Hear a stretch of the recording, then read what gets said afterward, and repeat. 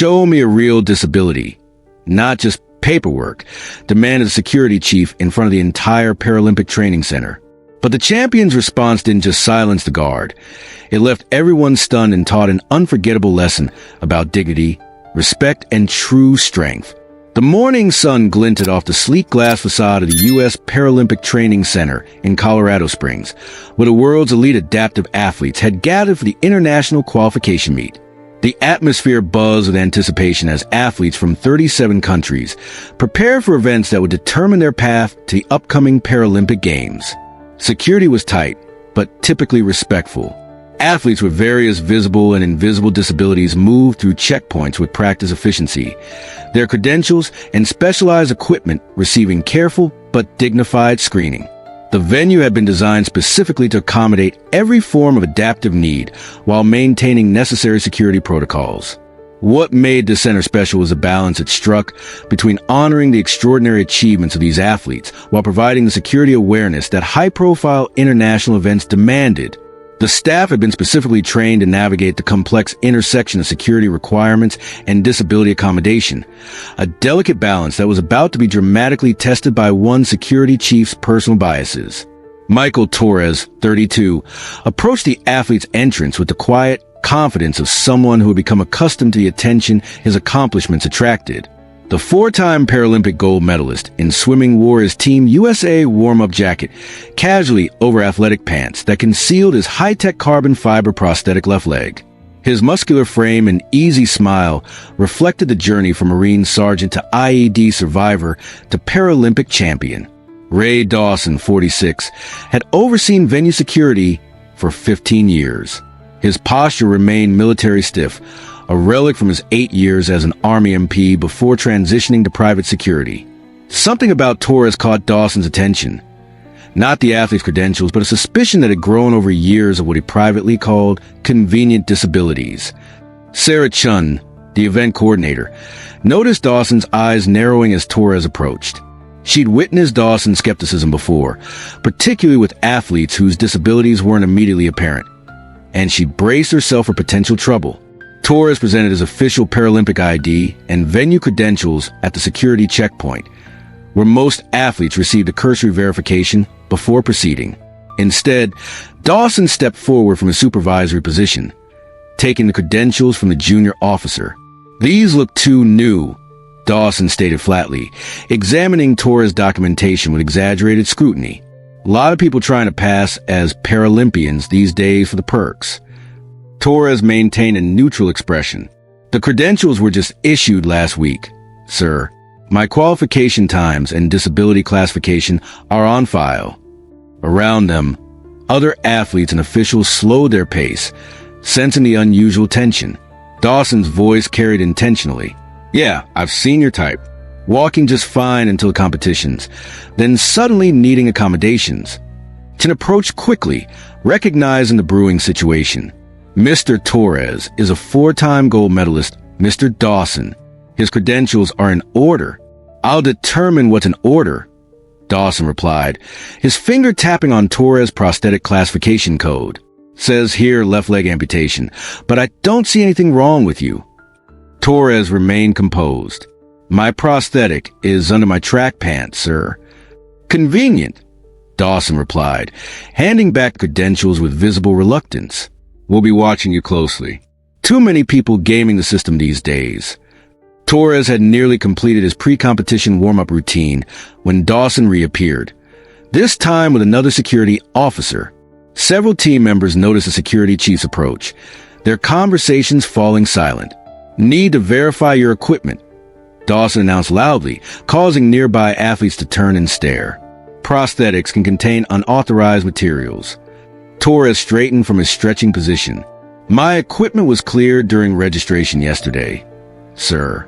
The Paralympic Committee has all the specifications on file." "Policy is policy," Dawson insisted, his voice carrying across the training area. "Either verify your disability or I'll have to report a security violation." Coach Martinez stepped forward. "This is inappropriate. Michael has been through proper channels." "I'm not questioning him as an athlete," Dawson retorted, though his tone suggested otherwise. I'm doing my job making sure nobody's bringing in restricted materials or falsifying their classification. Other athletes had gathered now, many displaying visible prosthetics or mobility aids. Their expressions reflected a familiar indignation, the burden of constantly proving their disabilities to skeptical strangers. Is there specific concern with my equipment? Torres asked calmly. Let's just say I've caught people faking before, Dawson replied. I need visual confirmation. What Dawson couldn't know was the journey behind Torres' composed exterior. 8 years earlier, Marine Sergeant Torres had been leading a patrol in Afghanistan when an IED explosion claimed his left leg below the knee and left shrapnel scars across 40% of his body. During 18 months of rehabilitation, swimming had become both therapy and purpose. Torres had represented the United States in 2 Paralympic Games, setting a world record in the 100-meter freestyle. Beyond his athletic achievements, he had established the Torres Foundation, which had helped fund prosthetics for over 200 disabled veterans and children. Just last month, Torres had testified before Congress about accessibility challenges faced by disabled Americans, specifically addressing the daily indignities of having their disabilities questioned or minimized. The hearing had received national attention, with Torres emphasizing that respect wasn't just about physical access, but about dignity and how disabled individuals were treated in public spaces. His testimony had specifically mentioned security screenings as moments where dignity was often sacrificed. The training area had grown uncomfortably quiet as Dawson approached Torres the 3rd time. Paralympic officials and coaches had gathered at the edges of the confrontation, concern evident on their faces. Television crews, there to cover qualification meet, had noticed the tension and subtly directed cameras toward the unfolding scene. Mr. Torres, Dawson announced loudly, we need to conduct a full verification of your disability status before you can proceed to the competition area. He was holding a clipboard with what appeared to be official forms. Too many irregularities in your documentation. Torres stood perfectly still, aware of the growing audience. What irregularities specifically? Your mobility seems inconsistent with your classification, Dawson stated. I've been watching you. You don't move like someone with a prosthetic. An audible murmur ran through the gathered athletes and staff. Dawson stepped closer, lowering his voice though still audible to those nearby. Between us, I've seen people fake disabilities for benefits. Not saying that's you, but we need to be thorough. Without warning, Dawson reached down and tapped Torres' left leg with a security baton. Doesn't sound hollow like a prosthetic should. The assembled crowd gasped at the violation of physical boundaries. Torres didn't flinch. That's enough, called U.S. Paralympic Director Jenkins, moving forward rapidly. But Dawson pressed on, now fully committed to suspicion. I'm not trying to embarrass anyone. I'm doing my job. Show me your actual disability right now, or I'm reporting a classification violation. The demand hung in the air like a physical weight. Cameras capturing every moment as Torres faced a public ultimatum. The silence that followed seemed to stretch eternally. Torres looked directly at Dawson, his expression neither angry nor defensive but calmly resolute. Mr. Dawson, Torres began, his voice clear and measured, I understand you believe you're doing your job, but I want to educate you on something important. Without breaking eye contact, Torres calmly rolled up his left pant leg, revealing a state-of-the-art carbon fiber prosthetic. There was no dramatic gesture, no anger, just a quiet dignity that commanded the room's attention. This is a result of an IED in Kandahar, but my disability is what defines me, and it's not for public spectacle. Torres continued, his voice unwavering. Paralympic athletes aren't looking for special treatment or pity. We're athletes who adapt and overcome. The true disability will be allowing misconceptions like yours to go unchallenged.